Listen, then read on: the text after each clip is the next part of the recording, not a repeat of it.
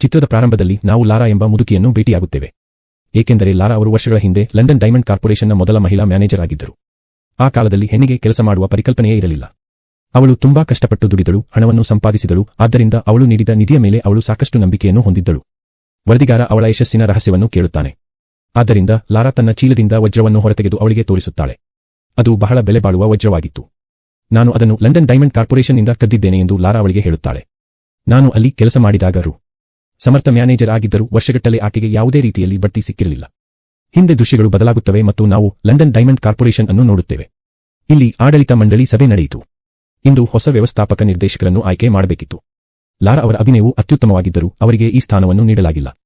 ಏಕೆಂದರೆ ಆ ಕಾಲದಲ್ಲಿ ಎಲ್ಲದಕ್ಕೂ ಗಂಡಿಗೆ ಪ್ರಾಶಸ್ತ್ಯವಿತ್ತು. ಇದರಿಂದಾಗಿ ಲಾರಾ ತುಂಬಾ ವಿಚಲಿತಳಾಗಿದ್ದಳು. ಅವಳು ತನ್ನ ಕಚೇರಿಗೆ ಹೋಗಿ ಕಾಗದದ ಪೆನ್ನು ಹಿಡಿದು ಬರೆಯುತ್ತಾಳೆ. ಬಿಡಬೇಡಿ, ಹೆಚ್ಚು ಶ್ರಮಿಸಿ, ನೀವು ಗೆಲ್ಲುತ್ತೀರಿ. ಛಲ ಬಿಡದಿದ್ದರೆ ಕಷ್ಟಪಟ್ಟು ಗೆದ್ದೇ ಗೆಲ್ಲುತ್ತೀರಿ. ಇದನ್ನು ಬರೆದ ನಂತರ ಅವಳು ತನ್ನ ನಿತ್ಯದ ಕೆಲಸದಲ್ಲಿ ನಿರತಳಾದಳು. ಆಗ ಹಾಬ್ಸ್ ಎಂಬ ವ್ಯಕ್ತಿ ಅವಳನ್ನು ಭೇಟಿಯಾಗಲು ಬರುತ್ತಾನೆ. ಆಕೆಯ ಕಚೇರಿಯಲ್ಲಿ ಕ್ಲೀನರ್ ಆಗಿ ಕೆಲಸ ಮಾಡುತ್ತಿದ್ದ. ಲಾರಾಳೊಂದಿಗೆ ಮಾತನಾಡಿದ ನಂತರ ಅವನು ಹೊರಟು ಹೋಗುತ್ತಾನೆ. ಮತ್ತು ಅದರಂತೆ ಲಾರಾ ಕೂಡ ಮನೆಗೆ ಹೋಗುತ್ತಾಳೆ. ಮರುದಿನ ಆಫೀಸಿಗೆ ಬಂದಾಗ ಟೇಬಲ್ ಮೇಲೆ ತನಗಾಗಿ ಒಂದು ಪತ್ರ ಸಿಕ್ಕಿತು. ಈ ಪತ್ರವು ಚಲನಚಿತ್ರ ಟಿಕೆಟ್ ಅನ್ನು ಹೊಂದಿತ್ತು ಮತ್ತು ಅದೇ ಪುಟದಲ್ಲಿ ಲಾರಾ ತನ್ನನ್ನು ಪ್ರೇರೇಪಿಸಲು ಕೆಲವು ಸಾಲುಗಳನ್ನು ಬರೆದಿದ್ದಳು. ಈಗ ಪತ್ರ ಕಳಿಸಿದವರು ಆ ಪುಟದಲ್ಲಿ ಇನ್ನೊಂದು ಸಾಲನ್ನು ಸೇರಿಸಿದ್ದರು. ಇಲ್ಲ, ನೀವು ಆಗುವುದಿಲ್ಲ. ಅಂದರೆ ನೀವು ಗೆಲ್ಲಲು ಸಾಧ್ಯವಿಲ್ಲ. ಸಿನಿಮಾ ಟಿಕೆಟ್ ಹಿಂದೆ ಪ್ರದರ್ಶನದ ಸಮಯವಾಗಿತ್ತು. ಆದ್ದರಿಂದ ಲಾರಾ ಈ ವ್ಯಕ್ತಿಯನ್ನು ಭೇಟಿಯಾಗಲು ಚಿತ್ರಮಂದಿರಕ್ಕೆ ಹೋಗುತ್ತಾಳೆ. ಅಚ್ಚರಿಯ ವಿಷಯವೆಂದರೆ ಸಿನಿಮಾದಲ್ಲಿ ಹಾಬ್ಸ್ ಇದ್ದಾನೆ. ಅವನನ್ನು ನೋಡಿದ ಲಾರಾ ಹಿಂತಿರುಗಲು ಪ್ರಾರಂಭಿಸಿದಳು. ಆದರೆ ಹಾಬ್ಸ್ ಅವಳನ್ನು ನಿಲ್ಲಿಸಿ ಹೇಳುತ್ತಾನೆ, ಲಾರಾ ನಿಲ್ಲಿಸು, ನಾನು ನಿನ್ನನ್ನು ಇಲ್ಲಿಗೆ ಕರೆದಿದ್ದೇನೆ. ಲಾರಾಳನ್ನು ಇಲ್ಲಿಗೆ ಕರೆಸಿಕೊಳ್ಳಲು ಕಾರಣವೇನು ಎಂಬ ಸತ್ಯವನ್ನು ಹೇಳುತ್ತಾನೆ. ನಾನು ಲಂಡನ್ ಡೈಮಂಡ್ ಕಾರ್ಪೊರೇಷನ್ನಿಂದ ವಜ್ರಗಳನ್ನು ಕದಿಯಲು ಬಯಸುತ್ತೇನೆ ಎಂದು ಅವನು ಲಾರಾಗೆ ಹೇಳುತ್ತಾನೆ. ಮತ್ತು ನನಗೆ ಇದರಲ್ಲಿ ನಿಮ್ಮ ಸಹಾಯ ಬೇಕು, ಲಾರಾ. ವಜ್ರಗಳನ್ನು ಕದಿಯುವ ಬಗ್ಗೆ ಕೇಳಿದ ತಕ್ಷಣ ಲಾರಾ ಅಸಮಾಧಾನಗೊಂಡಳು. ಹಾಗಾಗಿ ಯೋಚಿಸದೆ ಇಲ್ಲ ಎನ್ನುತ್ತಾಳೆ. ಆದರೆ ಹಾಬ್ಸ್ ಹೇಳುತ್ತಾರೆ, ನಿಮ್ಮ ಸ್ವಂತ ನಿರ್ಧಾರವನ್ನು ತೆಗೆದುಕೊಳ್ಳಬೇಡಿ. ಹೇಗಾದರೂ ನಿಮ್ಮ ಎಲ್ಲಾ ಕನಸುಗಳು ಮುರಿದು ಹೋಗುತ್ತವೆ. ಏಕೆಂದರೆ ಲಂಡನ್ ಕಾರ್ಪೊರೇಷನ್ ನಿಮ್ಮನ್ನು ನಿಮ್ಮ ಕೆಲಸದಿಂದ ವಜಾ ಮಾಡಲಿದೆ. ಸಭೆಯಲ್ಲಿ ಅವರ ಚರ್ಚೆಯನ್ನು ನಾನು ಕೇಳಿದೆ. ಲಾರಾ ಅವನನ್ನು ನಂಬಲಿಲ್ಲ. ಹಾಗಾಗಿ ಅಲ್ಲಿಂದ ಹೊರಡುತ್ತಾಳೆ. ಮರುದಿನ ದಿನಚರಿಯಂತೆ ಆಫೀಸಿಗೆ ಬರುತ್ತಾಳೆ ಮತ್ತು ಕಚೇರಿಯ ಫೈಲ್ಗಳನ್ನು ಪರಿಶೀಲಿಸಿದಾಗ ಅವಳು ಸತ್ಯವನ್ನು ಕಂಡುಕೊಳ್ಳುತ್ತಾಳೆ. ಹಾಬ್ಸ್ ಸತ್ಯವನ್ನು ಹೇಳುತ್ತಿದ್ದನೆ. ಕಚೇರಿಯ ಜನರು ನಿಜವಾಗಿಯೂ ಅವಳನ್ನು ಕೆಲಸದಿಂದ ತೆಗೆದುಹಾಕುತ್ತಿದ್ದರು. ಇದನ್ನು ನೋಡಿದ ಆಕೆಗೆ ನಿಜಕ್ಕೂ ಬೇಸರವಾಯಿತು. ಈ ಕೆಲಸದಲ್ಲಿ ಅವಳು ತುಂಬಾ ಕಷ್ಟಪಟ್ಟಳು. ಅತ್ಯುತ್ತಮ ಪ್ರದರ್ಶನದ ಹೊರತಾಗಿಯೂ ಜನರು ಅವಳನ್ನು ಕೆಲಸದಿಂದ ತೆಗೆದುಹಾಕುತ್ತಿದ್ದರು. ಇದೆಲ್ಲದರ ಕೋಪದಲ್ಲಿ ಅವಳು ತನ್ನ ಯೋಜನೆಯಲ್ಲಿ ಹಾಬ್ಸನ್ನು ಬೆಂಬಲಿಸಲು ನಿರ್ಧರಿಸಿದಳು. ಮರುದಿನ ಅವಳು ಹಾಬ್ಸನ್ನು ನಾಯಿ ಓಟದಲ್ಲಿ ಭೇಟಿಯಾಗುತ್ತಾಳೆ. ಈ ಬಾರಿ ಹಾಬ್ಸ್ ಬಗ್ಗೆ ಎಲ್ಲಾ ಮಾಹಿತಿಯನ್ನು ನೀಡಿದ್ದಳು. ಅವಳು ಹೇಳುತ್ತಾಳೆ, ನಿಮ್ಮ ಕುಟುಂಬದಲ್ಲಿ ಯಾರೂ ಇಲ್ಲ. ನಿನ್ನ ಹೆಂಡತಿ ವರ್ಷಗಳ ಹಿಂದೆ ತೀರಿಕೊಂಡಳು. ಹಾಗಾದರೆ ನೀವು ಯಾರಿಗಾಗಿ ಇಷ್ಟು ವಜ್ರಗಳನ್ನು ಕದಿಯಲು ಬಯಸುತ್ತೀರಿ? ಹಾಬ್ಸ್ ಅವಳಿಗೆ ಉತ್ತರಿಸುವುದಿಲ್ಲ. ಅವರು ಕೇವಲ ಲಾರಾ ಸಹಾಯದಿಂದ ತನ್ನ ಧ್ಯೇಯವನ್ನು ಪೂರೈಸಬೇಕಾಗಿತ್ತು. ಅವನು ಲಾರಾಳನ್ನು ತನ್ನ ಮನೆಗೆ ಕರೆತರುತ್ತಾನೆ. ಲಾರಾಳೊಂದಿಗೆ ತನ್ನ ಯೋಜನೆಯನ್ನು ಚರ್ಚಿಸುತ್ತಿರುವಾಗ ಅವನು ಅದನ್ನು ಅವಳಿಗೆ ಹೇಳುತ್ತಾನೆ. ಪ್ರತಿ ರಾತ್ರಿ ಗಂಟೆ ಕಚೇರಿ ಸಂಪೂರ್ಣವಾಗಿ ಖಾಲಿಯಾಗಿದೆ. ಕಚೇರಿಯಲ್ಲಿ ನೆಲಮಾಡಿಯಲ್ಲಿ 2 ಸಿಬ್ಬಂದಿ ಮಾತ್ರ ಇದ್ದಾರೆ. ಮತ್ತು ಕಳೆದ ವರ್ಷಗಳಿಂದ ನಾನು ರಾತ್ರಿಯಲ್ಲಿ ಲಾಕರ್ ಹೊರಗೆ ಸ್ವಚ್ಛಗೊಳಿಸುತ್ತಿದ್ದೇನೆ. ನಾನು ಅಲ್ಲಿಂದ ವಜ್ರಗಳನ್ನು ಕದಿಯುವ ಸಮಯ ಇದು. ಇದಕ್ಕೆ ಪ್ರತಿಕ್ರಿಯೆಯಾಗಿ ಲಾರಾ ಹೇಳುತ್ತಾರೆ, ಅದು ಸಾಧ್ಯವಿಲ್ಲ. ನಾನು ಅಲ್ಲಿಗೆ ಹೋದರೆ ನೀವು ಆ ಲಾಕರ್ ಅನ್ನು ತೆರೆಯಲು ಸಾಧ್ಯವಿಲ್ಲ. ಏಕೆಂದರೆ ಆ ಲಾಕರ್ನ ಕೋಡ್ ಪ್ರತಿ ವಾರ ಬದಲಾಗುತ್ತದೆ. ಮತ್ತು ಕಂಪನಿಯ ಮಾಲೀಕರಿಗೆ ಮಾತ್ರ ಕೋಡ್ ತಿಳಿದಿದೆ. ಹಾಬ್ಸ್ ಹೇಳುತ್ತಾರೆ, ಹೌದು, ಇದು ನನಗೂ ತಿಳಿದಿದೆ. ಒಂದು ದಿನ ಬಾಸ್ನ ಡೆಸ್ಕ್ ಕ್ಲೀನ್ ಮಾಡುವಾಗ ಆ ಕೋಡ್ ಕಂಡಿತು. ಆದರೆ ಈಗ ಬಾಸ್ ಮನೆಯಲ್ಲೂ ಅದೇ ಕೋಡ್ ಇಡಲು ಆರಂಭಿಸಿದ್ದಾರೆ. ಮತ್ತು ಇದು ನಿಮ್ಮಿಂದ ನನಗೆ ಬೇಕಾದ ಸಹಾಯವಾಗಿದೆ. ನೀವು ಅವರ ಮನೆಗೆ ಪಾರ್ಟಿಗೆ ಹೋಗುತ್ತೀರಿ ಮತ್ತು ಅಲ್ಲಿಂದ ಕೋಡ್ ಅನ್ನು ನನಗೆ ತರುತ್ತೀರಿ. ಏನೋ ಯೋಚಿಸುತ್ತಾ ಲಾರಾ ಹೇಳುತ್ತಾಳೆ, ನಾನು ಕೋಡ್ ಅನ್ನು ಕದ್ದು ತೆಗೆದುಕೊಂಡರೂ ಸಹ ನೀವು ಅಲ್ಲಿಂದ ವಜ್ರಗಳನ್ನು ಕದಿಯಲು ಸಾಧ್ಯವಾಗುವುದಿಲ್ಲ. ನಂತರ ಹಾಬ್ಸ್ ತನ್ನ ಬಾಟಲಿಯನ್ನು ಅವಳಿಗೆ ತೋರಿಸಿ ಹೇಳುತ್ತಾನೆ, ನಾನು ಈ ಬಾಟಲಿಯಲ್ಲಿ $1 ಮಿಲಿಯನ್ ಮೌಲ್ಯದ ವಜ್ರಗಳನ್ನು ಕದಿಯಬಹುದು. ಮತ್ತು ಈ ವಜ್ರಗಳು ನಿಮಗೆ ಮತ್ತು ನನಗೆ ಸಾಕು. ಲಾರಾ ಮನೆಗೆ ಬಂದಾಗ ಅವಳು ಅವನ ಬಗ್ಗೆ ಯೋಚಿಸುತ್ತಿದ್ದಳು. ಬಹಳಷ್ಟು ಯೋಚಿಸಿದ ನಂತರ ಅವಳು ಹಾಬ್ಸನ್ನು ಬೆಂಬಲಿಸಲು ಒಪ್ಪುತ್ತಾಳೆ. ಮತ್ತು ಅವಳು ವಿಮಾ ಕಂಪನಿಯ ಮಾಲೀಕರನ್ನು ಭೇಟಿಯಾಗುವ ಪಾರ್ಟಿಯನ್ನು ತಲುಪುತ್ತಾಳೆ. ಈ ವಿಮಾ ಕಂಪನಿಯಲ್ಲಿ ಅವರ ಕಂಪನಿಯ ಎಲ್ಲಾ ವಜ್ರಗಳನ್ನು ವಿಮೆ ಮಾಡಲಾಗಿತ್ತು. ಅದೇನೇ ಇರಲಿ, ಪಾರ್ಟಿಗೆ ಅವಕಾಶ ಸಿಕ್ಕ ತಕ್ಷಣ ಬಾಸ್ ಸ್ಟಡಿಗೆ ಹೋಗುತ್ತಾಳೆ. ಅವಳು ಇಲ್ಲಿ ಕೋಡ್ ಅನ್ನು ಹುಡುಕಲು ಪ್ರಯತ್ನಿಸುತ್ತಿದ್ದಳು. ಆದರೆ ಅವಳು ಕೋಡ್ ಅನ್ನು ಕಂಡುಹಿಡಿಯುವ ಮೊದಲು ಅವಳು ಹೆಜ್ಜೆಗಳನ್ನು ಕೇಳಲು ಪ್ರಾರಂಭಿಸಿದಳು. ಯಾರೋ ಈ ಕೋಣೆಯ ಕಡೆಗೆ ಬರುತ್ತಿದ್ದರು ಮತ್ತು ಅವಳು ಸಿಕ್ಕಿಹಾಕಿಕೊಂಡಳು. ತಪ್ಪಿಸಿಕೊಳ್ಳುವ ಸಲುವಾಗಿ ಲಾರಾ ಇಲ್ಲಿ ಅಡಗಿಕೊಂಡಿದ್ದಳು. ಇಲ್ಲಿ ಅವಳ ಬಾಸ್ ಹೋಗಿದ್ದರು. ಅವಳಿಗೆ ಲಾಕರ್ನಿಂದ ಕೆಲವು ವಸ್ತುಗಳು ಬೇಕಾಗಿದ್ದವು. ಮತ್ತು ಅವಳು ಲಾಕರ್ ತೆರೆಯುವ ಸಮಯ. ಲಾರಾ ತನ್ನ ಲಾಕರ್ನ ಕೋಡ್ ಅನ್ನು ಎಸೆದು ನೋಡುತ್ತಾಳೆ. ತನ್ನ ಬಾಸ್ ಹೋದ ನಂತರ ಅವಳು ತನ್ನ ಲಾಕರ್ ಅನ್ನು ಬಹಳ ಸುಲಭವಾಗಿ ತೆರೆದಳು. ಮತ್ತು ಅಲ್ಲಿಂದ ಕೋಡ್ ಸಿಕ್ಕಿತು. ಈಗ ಅವಳ ಯೋಜನೆಯ ಪ್ರಕಾರ ಅವಳ ಕೆಲಸವು ತುಂಬಾ ಸುಲಭವಾಯಿತು.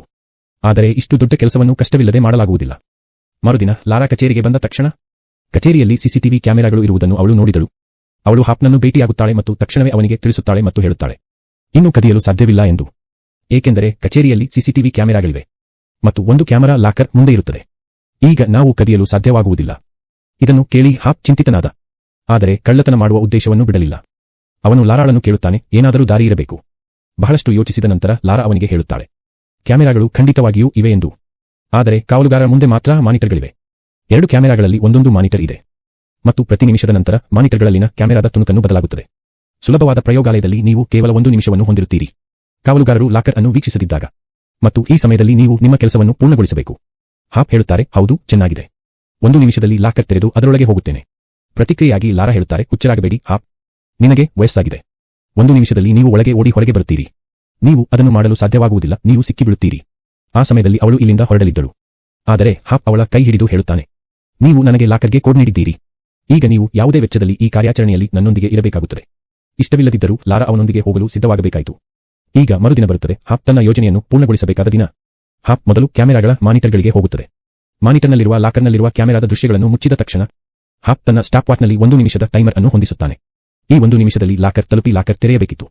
ಮತ್ತು ಅದೇ ಸಮಯದಲ್ಲಿ ಲಾರಾ ಕಾವಲುಗಾರನನ್ನು ಕರೆಯುತ್ತಾನೆ. ಇದರಿಂದ ಅವನು ಕಾವಲುಗಾರರನ್ನು ವಿಚಲಿತಗೊಳಿಸಬಹುದು. ಕಾವಲುಗಾರ ಫೋನ್ ಎತ್ತುತ್ತಾನೆ, ಆದರೆ ಯಾರೂ ಇನ್ನೊಂದು ಕಡೆಯಿಂದ ಮಾತನಾಡಲಿಲ್ಲ. ಲಾಕರ್ ಬಳಿ ಓಡಿ ಲಾಕರ್ ತೆರೆದು ಒಳಗೆ ಹೋಗುತ್ತಾನೆ.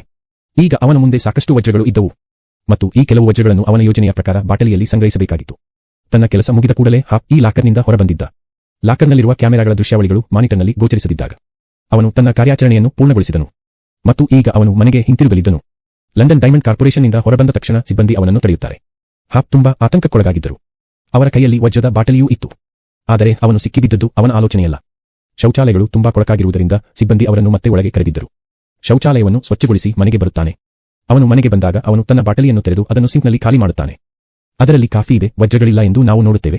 ಹಾಗಾದರೆ ಹಾಪ್ ವಜ್ರಗಳನ್ನು ಕದಿಯಲಿಲ್ಲವೇ? ಮರುದಿನ ಲಾರಾ ಕಚೇರಿಗೆ ಹೋಗುತ್ತಾಳೆ. ಆಫೀಸಿನ ಗಲಾಟೆ ನೋಡಿ ಅವಳಿಗೆ ಆಗಲೇ ಗೊತ್ತಾಗಿತ್ತು. ವಜ್ರಗಳ ಕಳ್ಳತನದ ಬಗ್ಗೆ ಈ ಜನರು ಕಂಡುಕೊಂಡರು. ಆದರೆ ಹಾಪ್ ಒಂದೇ ಒಂದು ಬಾಟಲ್ ವಜ್ರವನ್ನು ಕದ್ದಿರುವುದು ಆಕೆಗೆ ಆಶ್ಚರ್ಯ ತಂದಿದೆ. ಆದರೆ ಅಲ್ಲಿ ಟನ್ಗಟ್ಟಲೆ ವಜ್ರಗಳಿದ್ದವು. ಬಾಟಲಿಯ ಕಳ್ಳತನದ ಬಗ್ಗೆ ಯಾರಾದರೂ ಏನು ಕಂಡುಕೊಂಡಿದ್ದಾರೆ? ಈಗ ಅವಳನ್ನು ಲಾಕರ್ ರೂಮಿಗೆ ಕರೆದರು ಎಂದು ಯೋಚಿಸುತ್ತಿದ್ದಳು. ಮತ್ತು ಅಲ್ಲಿಗೆ ಹೋದ ನಂತರ ಅವಳ ಕಣ್ಣುಗಳು ಲಾಕ್ ಆಗಿದ್ದವು. ಏಕೆಂದರೆ ಆ ಸ್ಥಳದಲ್ಲಿ ಒಂದೇ ಒಂದು ವಜ್ರವೂ ಇರಲಿಲ್ಲ. ಹಾಪ್ ಇದೆಲ್ಲವನ್ನೂ ಹೇಗೆ ಮಾಡಿದರು ಎಂದು ಯೋಚಿಸಲು ಅವಳು ಆಶ್ಚರ್ಯಪಟ್ಟಳು. ಅವನು ಬರೀ ಟನ್ಗಟ್ಟಲೆ ವಜ್ರಗಳನ್ನು ಹೇಗೆ ಕೊಂಡೊಯ್ಯಬಲ್ಲನು? ಅದು ಯಾವುದೇ ಟ್ರಕ್ ಅಥವಾ ಕಾರು ಇಲ್ಲದೆ. ಅವಳು ಬೇಗನೆ ಬಂದು ಹಾಪ್ ಅನ್ನು ಕೇಳುತ್ತಾಳೆ, ನೀನು ಇದನ್ನೆಲ್ಲ ಹೇಗೆ ಮಾಡಿದೆ? ಹೇಗಾದರೂ ನೀವು ಕೇವಲ 1 ಬಾಟಲ್ ವಜ್ರವನ್ನು ಕದಿಯುತ್ತೀರಿ ಎಂದು ನಾವು ಒಪ್ಪಂದ ಮಾಡಿಕೊಂಡಿದ್ದೇವೆ. ನೀವು ಟನ್ಗಟ್ಟಲೆ ವಜ್ರಗಳನ್ನು ಕದ್ದಿದ್ದೀರಿ. ಹಾಪ್, ನೀವು ಹುಚ್ಚರಾಗಿದ್ದೀರಾ? ಹಾಪ್ ಅವಳಿಗೆ ಯಾವುದಕ್ಕೂ ಉತ್ತರಿಸುವುದಿಲ್ಲ. ನೀವು ವಜ್ರಗಳನ್ನು ಎಲ್ಲಿ ಇಟ್ಟಿದ್ದೀರಿ ಎಂದು ಲಾರಾ ಅವರಿಗೆ ಹಲವು ಪ್ರಶ್ನೆಗಳನ್ನು ಕೇಳಿದರು. ನೀವು ಅವರನ್ನು ಹೇಗೆ ತೆಗೆದುಕೊಂಡಿದ್ದೀರಿ? ಆದರೆ ಹಾಪ್ ಸುಮ್ಮನಿದ್ದ. ಲಂಡನ್ ಡೈಮಂಡ್ ಕಾರ್ಪೊರೇಷನ್ ಕೂಡ ತನಿಖಾಧಿಕಾರಿಗಳ ತಂಡವನ್ನು ನೇಮಿಸಿತ್ತು. ಕಳ್ಳರನ್ನು ಹಿಡಿಯುವ ಜವಾಬ್ದಾರಿ ಯಾರದ್ದು? ಮತ್ತು ಅದೇ ತನಿಖಾಧಿಕಾರಿ ಹಾಪ್ ಮತ್ತು ಲಾರಾ ಮಾತನಾಡುವುದನ್ನು ನೋಡುತ್ತಾನೆ. ಅದಕ್ಕಾಗಿಯೇ ತನಿಖಾಧಿಕಾರಿ ಹಾಪ್ ಅವರನ್ನು ಭೇಟಿಯಾಗಲು ಕರೆ ಮಾಡುತ್ತಾನೆ. ಲಾರಾ ಹೆದರಿದಳು. ಕಚೇರಿಯ ನಂತರ ಅವಳು ಮತ್ತೆ ಹೋಟೆಲ್ನಲ್ಲಿ ಹಾಪ್ನನ್ನು ಭೇಟಿಯಾಗಲು ಹೋಗುತ್ತಾಳೆ. ಮತ್ತು ಹಾಪ್ ಕೇಳುತ್ತಾನೆ, ತನಿಖಾಧಿಕಾರಿಯು ನಿನ್ನನ್ನು ಏನು ಕೇಳಿದನು? ಮತ್ತು ನೀವು ವಜ್ರಗಳನ್ನು ಎಲ್ಲಿ ಮರೆ ಮಾಡಿದ್ದೀರಿ? ಕನಿಷ್ಠ ನನಗೆ ಹೇಳಿ. ಪ್ರತಿಕ್ರಿಯೆಯಾಗಿ ಹಾಪ್ ಹೇಳುತ್ತಾರೆ, ಸಮಯ ಬಂದಾಗ ನೀವು ಎಲ್ಲವನ್ನೂ ತಿಳಿಯುವಿರಿ. ಹೇಗಿದ್ದರೂ ಮರುದಿನ ಯಾರೋ ಲಂಡನ್ ಡೈಮಂಡ್ ಕಾರ್ಪೊರೇಷನ್ ಸಿಇಒ ಅವರನ್ನು ಭೇಟಿಯಾಗಲು ಬಂದಿರುವುದನ್ನು ನಾವು ನೋಡುತ್ತೇವೆ. ನೀವು ಕದ್ದ ನಿಮ್ಮ ಎಲ್ಲಾ ವಜ್ರಗಳಿಗೆ ಹಿಂತಿರುಗಿದರೆ ಯಾರು ಅವನಿಗೆ ಹೇಳುತ್ತಾರೆ? ನಂತರ ನೀವು ಮಿಲಿಯನ್ ಪೌಂಡ್ಗಳನ್ನು ಪಾವತಿಸಬೇಕಾಗುತ್ತದೆ. ಇದನ್ನು ಕೇಳಿದ ಸಿಇಒ ಅವರಿಗೆ ಕಳ್ಳ ಯಾರು ಗೊತ್ತಾ? ಪ್ರತಿಕ್ರಿಯೆಯಾಗಿ ಆ ವ್ಯಕ್ತಿ ಹೇಳುತ್ತಾನೆ, ಇಲ್ಲ, ನನಗೆ ಕಳ್ಳನ ಪರಿಚಯವಿಲ್ಲ ಅಥವಾ ನಾನು ಅವನನ್ನು ಭೇಟಿ ಮಾಡಿಲ್ಲ. ಈ ಸಂದೇಶವನ್ನು ನಿಮಗೆ ತಲುಪಿಸುವ ಕೆಲಸವನ್ನು ಅವರು ನನಗೆ ನೀಡಿದರು. ಕಳ್ಳನಿಗೆ ಗಂಟೆಗಳಲ್ಲಿ ಮಿಲಿಯನ್ ಪೌಂಡ್ ನೀಡದಿದ್ದರೆ ಎಂದು ಪತ್ರದಲ್ಲಿ ಸ್ಪಷ್ಟವಾಗಿ ಬರೆಯಲಾಗಿದೆ. ಆಗ ಕಂಪನಿಯು ತನ್ನ ನಾಯಕನನ್ನು ಕಳೆದುಕೊಳ್ಳುತ್ತದೆ. ಇದನ್ನೇ ನಾವು ನೋಡುವುದು. ಈಗ ಕಳ್ಳನನ್ನು ಹುಡುಕುತ್ತಿದ್ದ ತನಿಖಾಧಿಕಾರಿ ಲಾರಾ ಅವರನ್ನು ಅವನ ಬಳಿಗೆ ಕರೆಯುತ್ತಾನೆ. ಏಕೆಂದರೆ ಅವರು ಲಾರಾ ಅವರನ್ನು ಹಾಪ್ಸ್ ಜೊತೆ ಹಲವು ಬಾರಿ ನೋಡಿದ್ದರು. ಅದಕ್ಕಾಗಿಯೇ ಅವನಿಗೆ ಲಾರಾ ಮೇಲೆ ಅನುಮಾನವಿತ್ತು. ಅವರು ಲಾರಾ ಅವರನ್ನು ಕೇಳುವ ಮೊದಲ ಪ್ರಶ್ನೆ, ನೀವು ಹಾಪ್ಸನ್ನು ಏಕೆ ಭೇಟಿಯಾಗುತ್ತೀರಿ? ಅದಕ್ಕೆ ಉತ್ತರವಾಗಿ ಅವಳು ಹೇಳುತ್ತಾಳೆ, ಏಕೆಂದರೆ ಅವನು ಒಳ್ಳೆಯ ವ್ಯಕ್ತಿ, ಅವನು ನನ್ನ ಸ್ನೇಹಿತ, ಅದಕ್ಕಾಗಿಯೇ. ಈ ತನಿಖೆಯಲ್ಲಿ ಲಾರಾ ಬಗ್ಗೆ ಅವನಿಗೆ ಹೆಚ್ಚು ತಿಳಿದಿರಲಿಲ್ಲ. ಅದಕ್ಕಾಗಿಯೇ ಅವನು ಲಾರಾಳನ್ನು ಬಿಡುತ್ತಾನೆ. ಈಗ ಲಾರಾ ತನ್ನ ಹಿರಿಯ ಅಧಿಕಾರಿಯನ್ನು ಭೇಟಿಯಾಗುತ್ತಾಳೆ ಮತ್ತು ತನಿಖಾಧಿಕಾರಿಯೊಂದಿಗೆ ಕೆಲಸ ಮಾಡಲು ಅನುಮತಿ ಕೇಳುತ್ತಾಳೆ. ಅವಳು ಅವನಿಗೆ ಹೇಳುತ್ತಾಳೆ, ಕಳ್ಳನನ್ನು ಆದಷ್ಟು ಬೇಗ ಪತ್ತೆ ಮಾಡಲು ನಾನು ತನಿಖೆ ಮಾಡಲು ಬಯಸುತ್ತೇನೆ. ಮತ್ತು ಕಂಪನಿಯು ಸ್ಥಿರವಾಗಿದೆ. ಅಧಿಕಾರಿ ಅನುಮತಿ ನೀಡುತ್ತಾರೆ. ಆದರೆ ಲಾರಾ ತನಿಖಾಧಿಕಾರಿಯೊಂದಿಗೆ ಕೆಲಸ ಮಾಡಲು ಬಯಸಿದ್ದಳು, ಇದರಿಂದ ಅವಳು ಕಂಡುಹಿಡಿಯಬಹುದು. ತನಿಖಾಧಿಕಾರಿ ಅವನನ್ನು ತಲುಪುತ್ತಿದ್ದಾನೋ ಇಲ್ಲವೋ. ಈಗ ಲಾರಾ ಮತ್ತು ತನಿಖಾಧಿಕಾರಿ ಒಟ್ಟಿಗೆ ಕೆಲಸ ಮಾಡಲು ಪ್ರಾರಂಭಿಸುತ್ತಾರೆ. ತನಿಖಾಧಿಕಾರಿಯು ಕೆಲವು ಪ್ರಮುಖ ಮಾಹಿತಿಯನ್ನು ಕಂಡುಕೊಂಡಿದ್ದಾರೆ. ಕಂಪನಿಯ ಸಿಇಒಗೆ ಹೇಳಲು ಅವನು ತನ್ನ ಕಚೇರಿಗೆ ಕಳುಹಿಸುತ್ತಾನೆ. ಅಲ್ಲಿ ವಿಮಾ ಕಂಪನಿಯ ಮುಖ್ಯಸ್ಥನು ಇಲ್ಲಿಗೆ ಬಂದಿರುವುದನ್ನು ಅವನು ನೋಡುತ್ತಾನೆ ಎಂದು ಲಂಡನ್ ಡೈಮಂಡ್ ಕಾರ್ಪೊರೇಷನ್ ಸಿಇಒ ಯಾರಿಗೆ ಹೇಳುತ್ತಾರೆ. ನಮಗೆ 2 ದಿನಗಳಲ್ಲಿ ಮಿಲಿಯನ್ ಪೌಂಡ್ಗಳು ಬೇಕು. ಇದರಿಂದ ನಾವು ನಾಯಕನನ್ನು ಕಳ್ಳನಿಗೆ ಕೊಟ್ಟು ಕದಿಯಬಹುದು. ನನ್ನ ಬಳಿ ಅಷ್ಟು ಹಣವಿಲ್ಲ ಎಂದು ವಿಮಾ ಕಂಪನಿ ಹೇಳುತ್ತದೆ. ಇಷ್ಟು ಹಣ ಕೊಟ್ಟಿದ್ದರೆ ರಸ್ತೆಗೆ ಬರುತ್ತಿದ್ದೆ. ಆಗ ಲಂಡನ್ ಡೈಮಂಡ್ ಕಾರ್ಪೊರೇಷನ್ ಸಿಇಒ ಹೇಳುತ್ತಾರೆ, ಇದಕ್ಕೂ ನನಗೂ ಯಾವುದೇ ಸಂಬಂಧವಿಲ್ಲ. 2 ದಿನದಲ್ಲಿ ಎಲ್ಲಿಂದಲೋ ನಮ್ಮ ಹಣವನ್ನು ಕೊಡುತ್ತಿದ್ದೀರಿ. ಇಲ್ಲದಿದ್ದರೆ ಕಳ್ಳನು ನಮ್ಮ ವಜ್ರಗಳನ್ನು ನಮಗೆ ಹಿಂತಿರುಗಿಸುವುದಿಲ್ಲ. ನಂತರ ತನಿಖಾಧಿಕಾರಿಯೊಬ್ಬರು ಸಿಇಒಗೆ ಹೇಳುತ್ತಾರೆ, ಈ ಎಲ್ಲಾ ಕಳ್ಳತನದಲ್ಲಿ ಇದು ನಿಮ್ಮ ಕಚೇರಿಯ ಉದ್ಯೋಗಿಯ ಕೈಯಾಗಿದೆ. ಸಾಮಾನ್ಯವಾಗಿ ಲಾಕರ್ ತೆರೆಯುವ ಮೂಲಕ ನಾಯಕನನ್ನು ಕದ್ದೊಯ್ಯಲಾಯಿತು. ಅಂದರೆ ಅವನಿಗೆ ಕೋಡ್ ತಿಳಿದಿತ್ತು ಮತ್ತು ಅವನು ನಿಮ್ಮ ಮನೆಯಿಂದ ಕೋಡ್ ಅನ್ನು ಕದ್ದಿರಬೇಕು. ಇದನ್ನು ಕೇಳಿ ಲಂಡನ್ ಡೈಮಂಡ್ ಕಾರ್ಪೊರೇಷನ್ ಸಿಇಒ ಮೇಲೆ ವಿಮಾ ಕಂಪನಿ ಸಿಟ್ಟಿಗೆದ್ದಿದೆ. ಸಿಒ ಇದನ್ನು ಉದ್ದೇಶಪೂರ್ವಕವಾಗಿ ಕದ್ದಿದ್ದಾರೆ ಎಂದು ಅವರು ಭಾವಿಸಿದರು. ಇದರಿಂದ ಅವರು 100 ಮಿಲಿಯನ್ ಪೌಂಡ್ಗಳನ್ನು ತೆಗೆದುಕೊಳ್ಳಬಹುದು. ವಿಮಾ ಕಂಪನಿ ಹೇಳುತ್ತದೆ, ಅಂತಹ ವಿಷಯ ಸಂಭವಿಸಿದಲ್ಲಿ ಆಗ ನಿನ್ನ ವಿರುದ್ಧ ಕೇಸು ಹಾಕುತ್ತೇನೆ. ಸಿಒ ಹೇಳುತ್ತಾರೆ, ನೀವು ಏನು ಯೋಚಿಸುತ್ತೀರಿ? ನಾನು ಅಂತಹ ದೊಡ್ಡ ಅಪಾಯವನ್ನು ತೆಗೆದುಕೊಳ್ಳುತ್ತೇನೆ. ನಾನು ಇನ್ನೂ ಹುಚ್ಚು ಹಿಡಿದಿಲ್ಲ. ನೀನು ನನ್ನ ಮಾತನ್ನು ಎಚ್ಚರಿಕೆಯಿಂದ ಕೇಳು. 2 ದಿನದಲ್ಲಿ ಹಣ ಕೊಡದಿದ್ದರೆ ಆಗ ನಾನು ನಿನ್ನನ್ನು ಬಹಳ ಕೆಟ್ಟದಾಗಿ ಮಾಡುವೆನು. ನಾನು ಕಳೆದ ಕೆಲವು ವರ್ಷಗಳಿಂದ ವಜ್ರದ ಎಲ್ಲಾ ವಿಮೆಯನ್ನು ನಿಮ್ಮಿಂದ ಪಡೆಯುತ್ತಿದ್ದೇನೆ ಮತ್ತು ವಿಮೆಯ ಬದಲಿಗೆ ನಾನು ನಿಮಗೆ ಲಕ್ಷಾಂತರ ಪೌಂಡ್ಗಳನ್ನು ನೀಡಿದ್ದೇನೆ. ಹೇಗಾದರೂ ನನ್ನ ಹಣವನ್ನು ನನಗೆ ಕೊಡು, ಇಲ್ಲದಿದ್ದರೆ ನಾನು ನಿನ್ನನ್ನು ನೆಲಕ್ಕೆ ತರುತ್ತೇನೆ. ತನಿಖಾಧಿಕಾರಿ ಮತ್ತು ಲಾರಾ ಈ ಕೊಠಡಿಯಿಂದ ಹೊರಬಂದರು. ತನಿಖಾಧಿಕಾರಿ ಇಲ್ಲಿಗೆ ಬಂದು ಲಾರಾಗೆ ಹೇಳುತ್ತಾನೆ, ನಿಮಗೆ ಗೊತ್ತಾ, ನನ್ನ ಎಲ್ಲಾ ಅನುಮಾನಗಳು ನಿಮ್ಮ ಮೇಲಿವೆ. ಏಕೆಂದರೆ ಕಳ್ಳತನ ನಡೆದ ರಾತ್ರಿ ನಿಮ್ಮ ಮತ್ತು ಹಾಬ್ಸ್ ಅವರ ಫೋಟೋ ಕಚೇರಿಯ ಸುತ್ತಲೂ ಕಂಡುಬಂದಿದೆ. ನೀವು ಕಳ್ಳತನದಲ್ಲಿ ಭಾಗಿಯಾಗಿರುವಿರಿ ಎಂದು ನನಗೆ ಖಚಿತವಾಗಿದೆ. ಆದರೆ ಲಾರಾ ನನಗೆ ಉತ್ತರಿಸುತ್ತಾಳೆ, ನಿಮ್ಮ ಬಳಿ ಯಾವುದೇ ಪುರಾವೆ ಇಲ್ಲ. ಹೇಗಾದರೂ ನಾನು ತುಂಬಾ ವಜ್ರಗಳನ್ನು ಕದಿಯಲು ಸಾಧ್ಯವಿಲ್ಲ. ನೀವು ಬಯಸಿದರೆ ನೀವು ಯಾವುದೇ ರೀತಿಯ ವಿಚಾರಣೆಯನ್ನು ಸಲ್ಲಿಸಬಹುದು. ಆದರೆ ನೀವು ನನ್ನನ್ನು ಬಂಧಿಸಲು ಸಾಧ್ಯವಾಗುವುದಿಲ್ಲ. ಏಕೆಂದರೆ ನನ್ನ ವಿರುದ್ಧ ನಿಮ್ಮ ಬಳಿ ಯಾವುದೇ ಪುರಾವೆ ಇಲ್ಲ. ನಾನೇನೂ ಕ್ರಿಮಿನಲ್ ಅಲ್ಲ. ಈ ಮಾತು ಹೇಳಿದ ತಕ್ಷಣ ಹೊರಟು ಹೋಗುತ್ತಾಳೆ. ಈಗ ಅವರು ಈ ಬಗ್ಗೆ ಮಾತನಾಡುತ್ತಿದ್ದರು. ಲಾರಾ ಅವರ ಸಹೋದ್ಯೋಗಿ ಇಲ್ಲಿಗೆ ಬರುತ್ತಾರೆ. ಸಿಒ ಕೊಲ್ಲಲ್ಪಟ್ಟರು ಎಂದು ಅವರು ಈ ಜನರಿಗೆ ಹೇಳುತ್ತಾರೆ. ವಾಸ್ತವವಾಗಿ ಲಂಡನ್ ಡೈಮಂಡ್ ಕಾರ್ಪೊರೇಷನ್ ಕಳ್ಳತನದ ಸುದ್ದಿ ಹರಡಿತು. ಹಾಗಾಗಿ ಅವರ ಮನೆಗೆ ಮಾಧ್ಯಮದವರು ಬಂದಿದ್ದರು ಮತ್ತು ಅವರು ಆಘಾತದಿಂದ ಕೊಲ್ಲಲ್ಪಟ್ಟರು. ಇದನ್ನೆಲ್ಲ ಕೇಳಿದ ಲಾರಾಳ ಸ್ಥಿತಿ ವಿಚಿತ್ರವಾಗುತ್ತದೆ ಮತ್ತು ಅವಳು ಅಲ್ಲಿಂದ ಫೋನ್ ಮತ್ತು ವಾಶ್ರೂಮ್ಗೆ ಹೋಗುತ್ತಾಳೆ. ಲಾರಾ ಅವರ ಕಣ್ಣಲ್ಲಿ ನೀರು ತುಂಬಿತ್ತು. ಸಿಒ ಸಾವಿಗೆ ನಾನೇ ಕಾರಣ ಎಂದು ಈಗ ಅವಳು ಭಾವಿಸಿದಳು. ಈಗ ಅವಳು ನಿಂತಿದ್ದಳು. ಇದ್ದಕ್ಕಿದ್ದಂತೆ ಅವಳ ಕಿವಿಯೊಲೆ ಸಿಂಕೆ ಬೀಳುತ್ತದೆ. ಅದನ್ನು ಹೊರತೆಗೆಯಲು ಲಾರಾ ಸಿಂಕ್ ಪೈಪ್ ತೆರೆಯುತ್ತದೆ. ಅಲ್ಲಿ ಅವಳು ವಜ್ರವನ್ನು ಕಾಣುತ್ತಾಳೆ. ಮತ್ತು ನೋಡಿ, ಹಾಬ್ಸ್ ಅಂತಿಮವಾಗಿ ಇಲ್ಲಿಂದ ಎಲ್ಲಾ ವಜ್ರಗಳನ್ನು ಹೇಗೆ ಪಡೆದರು ಎಂಬುದನ್ನು ಲಾರಾ ಅರ್ಥಮಾಡಿಕೊಳ್ಳುತ್ತಾಳೆ. ಅದು ಯಾವುದೇ ಮನವರಿಕೆ ಇಲ್ಲದೆ ಅವಳು ತಕ್ಷಣ ತನ್ನ ಕಚೇರಿಯಿಂದ ಹೊರಡುತ್ತಾಳೆ ಮತ್ತು ಇಲ್ಲಿ ಅವಳು ಒಳಚರಂಡಿಯ ಮುಚ್ಚಳವನ್ನು ತೆರೆದು ಒಳಚರಂಡಿಯೊಳಗೆ ಹೋಗುತ್ತಾಳೆ. ಆಕೆಯು ಚರಂಡಿಯೊಳಗೆ ಹೋಗಿದ್ದಳು. ಅವಳು ಅಲ್ಲಿ ಹಾಬ್ಸ್ ಅನ್ನು ಕಂಡುಕೊಳ್ಳುತ್ತಾಳೆ. ಅವನ ಮೇಲೆ ಮಣ್ಣು ಹಾಕಲು ಯಾರು ನಿಂತಿದ್ದರು? ಅವನು ಅವಳಿಗೆ ಹೇಳುತ್ತಾನೆ, ನೀವು ತುಂಬಾ ಬುದ್ಧಿವಂತರು. ನಾನು ವಜ್ರವನ್ನು ಹೇಗೆ ಕದ್ದಿದ್ದೇನೆ ಎಂದು ನೀವು ಅಂತಿಮವಾಗಿ ಕಂಡುಕೊಂಡಿದ್ದೀರಿ. ಅದರ ನಂತರ ಲಾರಾ ಅವನಿಗೆ ಹೇಳುತ್ತಾಳೆ, ಈ ವಜ್ರಗಳನ್ನು ನೀವು ಈಗ ಏನು ಮಾಡುತ್ತೀರಿ? ಈ ವಜ್ರಗಳನ್ನು ಲಂಡನ್ ಕಾರ್ಪೊರೇಷನ್ಗೆ ಮಾರಾಟ ಮಾಡುವುದು ನಿಮ್ಮ ಯೋಜನೆಯಾಗಿತ್ತು. ಆದರೆ ಸಿಒ ಕೊಲೆಯಾಗಿದ್ದಾರೆ. ಪ್ರತಿಕ್ರಿಯೆಯಾಗಿ ಹಾಬ್ಸ್ ಹೇಳುತ್ತಾರೆ, ಇಲ್ಲ, ನಾನು 1 ಗಂಟೆಯಲ್ಲಿ ಹಣವನ್ನು ಪಡೆಯಲಿದ್ದೇನೆ ಮತ್ತು ಅದಕ್ಕೂ ಮೊದಲು ನೀವು ಇಲ್ಲಿಂದ ಹೋಗಲು ಸಾಧ್ಯವಿಲ್ಲ. ಅವನು ಲಾರಾಳ ಕೈಯನ್ನು ಹಿಡಿಯುತ್ತಾನೆ. ಆದರೆ ಲಾರಾ ಅವನನ್ನು ಹೊಡೆಯುತ್ತಲೇ ಮುಂದೆ ಸಾಗುತ್ತಾಳೆ. ಆದರೆ ಅವಳ ಹಿಮ್ಮಡಿ ಎಲ್ಲೋ ಸಿಕ್ಕಿ ಹಾಕಿಕೊಂಡಿದ್ದರಿಂದ ಇಲ್ಲಿ ಬಿದ್ದಿದೆ. ಅವಳು ಈಗ ನೀರಿನಲ್ಲಿ ಅಮೂಲ್ಯವಾದ ವಜ್ರವನ್ನು ಕಂಡುಕೊಂಡಳು. ಅವಳು ಬೇಗನೆ ಎತ್ತಿಕೊಂಡು ತನ್ನ ಜೇಬಿನಲ್ಲಿ ಮರೆ ಮಾಡುತ್ತಾಳೆ ಮತ್ತು ಈ ಹೊತ್ತಿಗೆ ಹಾಬ್ಸ್ ಅವಳನ್ನು ಅನುಸರಿಸುತ್ತಾನೆ. ಅವನು ಅವಳಿಗೆ ಹೇಳುತ್ತಾನೆ, ನೀವು ಇಲ್ಲಿ 1 ಗಂಟೆ ಇರುತ್ತೀರಿ. ಮತ್ತು ಅದೇ ಸಮಯದಲ್ಲಿ ಅವನು ಲಾರಾಳನ್ನು ಕೇಳುತ್ತಾನೆ, ನನ್ನ ಹೆಂಡತಿ ಹೇಗೆ ಸತ್ತಳು ಗೊತ್ತಾ? ಲಾರಾ ಹೇಳುತ್ತಾರೆ, ಹೌದು, ಅವಳು ಅನಾರೋಗ್ಯದಿಂದ ಬಳಲುತ್ತಿದ್ದಳು. ಹಾಬ್ಸ್ ಹೇಳುತ್ತಾರೆ, ಇಲ್ಲ, ಅವಳು ಸಾಯುವಷ್ಟು ಅಸ್ವಸ್ಥಳಾಗಿರಲಿಲ್ಲ. ಅವಳ ಚಿಕಿತ್ಸೆ ಸಾಧ್ಯವಾಯಿತು. ಅದಕ್ಕಾಗಿಯೇ ನಾನು ವಿಮಾ ಕಂಪನಿಗೆ ಹೋದೆ. ನಾನು ವಿಮಾ ಕಂಪನಿಯಿಂದ ಹಣ ಕೇಳಿದೆ. ಅವರು ನನಗೆ ಹೇಳಿದರು, ನಿಮ್ಮ ಹೆಂಡತಿಗೆ ಅನಾರೋಗ್ಯವಿಲ್ಲ. ನಿಮ್ಮ ಸರದಿಗಾಗಿ ನೀವು ಕಾಯಬೇಕಾಗುತ್ತದೆ. ಮತ್ತು ಆ ಹೊತ್ತಿಗೆ ಹಣವನ್ನು ತೆಗೆದುಕೊಳ್ಳುವ ಸರದಿ.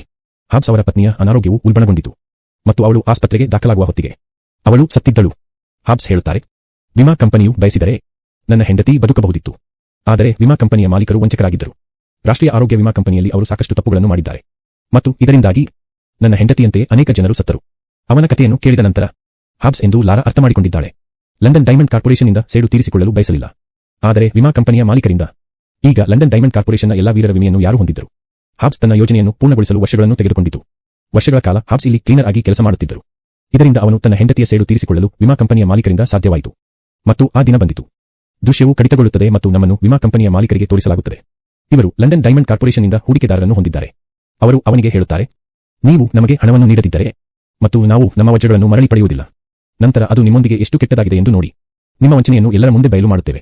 ನಿಮ್ಮ ಎಲ್ಲಾ ಹಗರಣಗಳನ್ನು ಎಲ್ಲರಿಗೂ ಬಹಿರಂಗಪಡಿಸಲಾಗುತ್ತದೆ ಮತ್ತು ನೀವು ಯಾರನ್ನು ಎದುರಿಸಲು ಸಾಧ್ಯವಾಗುವುದಿಲ್ಲ. ನೀವು ಬಯಸದಿದ್ದರೂ ಸಹ ವಿಮಾ ಕಂಪನಿಯ ಮಾಲೀಕರು ತನ್ನ ಎಲ್ಲಾ ಸಂಪತ್ತನ್ನು ಅವನಿಗೆ ನೀಡಬೇಕು. ಮತ್ತು ಈಗ ಅವನ ಜೀವನದಲ್ಲಿ ಅವನು ತನ್ನ ಕೈಗಳನ್ನು ಕೊಳಕು ಮಾಡದಿದ್ದರೆ ಅವನು ತನ್ನ ಜೀವವನ್ನು ಕೊಡುತ್ತಾನೆ. ದೃಶ್ಯಗಳು ಮತ್ತೆ ತೀವ್ರತೆಗೆ ಬದಲಾಗುತ್ತವೆ. ಅಲ್ಲಿ ಹಾಬ್ಸ್ ಅಬ್ಲೋರಾಗೆ ಹೇಳುತ್ತಿದ್ದ ಅವನು ಹೇಗೆ ಒಟ್ಟಿಗೆ ಅನೇಕ ವಜ್ರಗಳನ್ನು ಕದ್ದನು. ಅವನು ಹೇಳುತ್ತಾನೆ, ನಾನು ಸಾಕಷ್ಟು ಸಮಯವನ್ನು ನೋಡಿಕೊಳ್ಳುತ್ತಿದ್ದೆ. ಲಾಕರ್ನ ಸಿಸಿಟಿವಿ ಕ್ಯಾಮೆರಾ ದೃಶ್ಯಾವಳಿಗಳು ಮಾನಿಟರ್ನಲ್ಲಿ ಇಲ್ಲದ ನಿಮಿಷ. ಆ ಸಮಯದಲ್ಲಿ ನಾನು ಲಾಕರ್ ಒಳಗೆ ಹೋಗುತ್ತಿದ್ದೆ. ನಾನು ಅದನ್ನು ಡಸ್ಟ್ಬಿನ್ಗೆ ಹಾಕಿದೆ ಮತ್ತು ಎಲ್ಲಾ ವಜ್ರಗಳನ್ನು ಹೊರತೆಗೆದಿದ್ದೇನೆ. ತದನಂತರ ನಾನು ವಾಶ್ರೂಮ್ಗೆ ಹೋಗಿ ಎಲ್ಲಾ ವಜ್ರಗಳನ್ನು ನೀರಿನಲ್ಲಿ ತೊಳೆದೆ. ನಾನು ಈ ಕೆಲಸವನ್ನು ಹಲವು ಬಾರಿ ಮಾಡಿದ್ದೇನೆ ಮತ್ತು ಈ ರೀತಿಯಾಗಿ ನಾನು ಎಲ್ಲಾ ವಜ್ರಗಳನ್ನು ಕದ್ದಿದ್ದೇನೆ. ಕ್ಯಾಮೆರಾಗಳಿಗೆ ಕಾಣದೆ ಹಾಬ್ಸ್ ಇಲ್ಲಿಂದ ಹೊರಡಲು ಬಯಸುತ್ತಾನೆ ಮತ್ತು ಅಬ್ಲೋರಾ ಸೆವೆರಿಗ್ನಲ್ಲಿ ವಜ್ರಗಳನ್ನು ಕಂಡುಕೊಳ್ಳುತ್ತಾನೆ. ವಜ್ರಗಳನ್ನು ಕಂಡುಹಿಡಿದ ನಂತರ ಅವಳು ಅದರ ಬಗ್ಗೆ ತನಿಖಾಧಿಕಾರಿಗೆ ತಿಳಿಸುತ್ತಾಳೆ ಮತ್ತು ಈ ರೀತಿಯಾಗಿ ಕಂಪನಿಯು ವಜ್ರಗಳನ್ನು ಮರಳಿ ಪಡೆಯುತ್ತದೆ. ಈ ಎಲ್ಲಾ ಕಳ್ಳತನಕ್ಕೆ ಹಾಬ್ಸ್ ಹೊಣೆಯಾಗಲು ಬಯಸುತ್ತಾನೆ. ಅಬ್ಲೋರಾ ವಿರುದ್ಧ ಯಾರೂ ಯಾವುದೇ ಪುರಾವೆಗಳನ್ನು ಹೊಂದಿರಲಿಲ್ಲ. ಹಾಬ್ಸ್ ಕೂಡ ಸಿಕ್ಕಿಬೀಳಲಿಲ್ಲ, ಏಕೆಂದರೆ ಅವನು ಕಾಣೆಯಾಗಿದ್ದನು. ತನ್ನ ಖ್ಯಾತಿಯನ್ನು ಉಳಿಸಲು ಲಂಡನ್ ಡೈಮಂಡ್ ಕಾರ್ಪೊರೇಷನ್ ಕದ್ದ ಎಲ್ಲಾ ವಜ್ರಗಳನ್ನು ಮಾಧ್ಯಮಗಳಿಗೆ ತೋರಿಸುತ್ತದೆ ಮತ್ತು ಕಳ್ಳತನದ ಎಲ್ಲಾ ಸುದ್ದಿ ವದಂತಿ ಎಂದು ಹೇಳುತ್ತಾರೆ. ಎಲ್ಲಾ ದೃಶ್ಯಗಳನ್ನು ಇಲ್ಲಿಂದ ಕತ್ತರಿಸಿ ಪ್ರಸ್ತುತಕ್ಕೆ ಬದಲಾಯಿಸಲಾಗಿದೆ. ಅಲ್ಲಿ ವರದಿಗಾರ ಅಬ್ಲೋರಾಳನ್ನು ಸಂದರ್ಶಿಸುತ್ತಿದ್ದ. ಅವಳು ಕೇಳುತ್ತಾಳೆ, ಹಾಬ್ಸ್ಗೆ ಏನಾಯಿತು? ಆ ದಿನದ ನಂತರ ಹಾಬ್ಸ್ ಅಬ್ಲೋರಾ ಅವರನ್ನು ಭೇಟಿಯಾಗಲಿಲ್ಲ. ಹಲವು ವರ್ಷಗಳ ನಂತರ ಅಬ್ಲೋರಾಗೆ ಬ್ಯಾಂಕ್ ಪತ್ರ ಸಿಕ್ಕಿತು. ಅದರಲ್ಲಿ ಹಾಬ್ಸ್ ತನ್ನ ಎಲ್ಲಾ ಹಣವನ್ನು ವರ್ಗಾಯಿಸಿದ್ದಾನೆ ಎಂದು ಬರೆಯಲಾಗಿದೆ. ಅವರು ವಿಮಾ ಕಂಪನಿಯಿಂದ ಪಡೆದಿದ್ದರು. ಅಬ್ಲೋರಾಗೆ ಪತ್ರದಲ್ಲಿ ಅವರು ಅಬ್ಲೋರಾಗೆ ಕ್ಷಮೆಯಾಚಿಸಿದರು. ನನ್ನ ಯೋಜನೆಯಲ್ಲಿ ನಿನ್ನನ್ನು ಸೇರಿಸಿಕೊಂಡಿದ್ದೆ ಎಂದು ಹೇಳಿದ. ವಾಸ್ತವವಾಗಿ ಆ ಸಮಯದಲ್ಲಿ ನನಗೆ ಕಂಪನಿಯ ಉದ್ಯೋಗಿ ಬೇಕಾಗಿದ್ದರು.